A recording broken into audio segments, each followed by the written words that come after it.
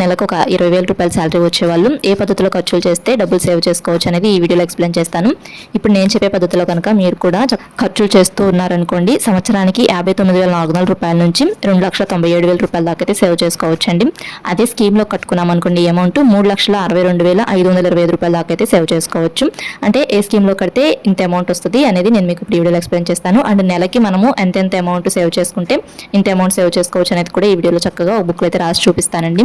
అంటే ముందుగానే ఇలా సేవింగ్స్ చేసుకోవాలనుకున్నప్పుడు మనం ఎంత అమౌంట్ సేవ్ చేసుకోవాలనేది ముందుగానే తీసుకొని పక్కన పెట్టుకొని కథమా అమౌంట్తోనే బడ్జెట్ అనేది ప్లాన్ చేసుకోవాలండి. అంటే ఇంటి రెంట్, సరుకులు, అలా ఫీజులు అలాంటివన్నీ కూడాను ఒక ఎస్టిమేషన్ అనేది వేసుకోవాలి.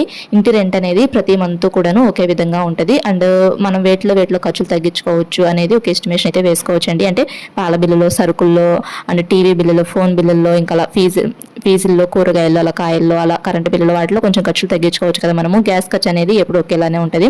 ఇంటి అద్దె, గ్యాస్ ఖర్చు ఎప్పుడు ఒకేలానే ఉంటుంది కాబట్టి కదమా వాటిల్లోనే మనం కొంచెం ఖర్చులు తగ్గించుకుంటూ ఉన్నాం అనుకోండి, చక్కగా డబ్బులు అనేటివి సేవింగ్స్ చేసుకోవచ్చు. డబ్బులు సంపాదించే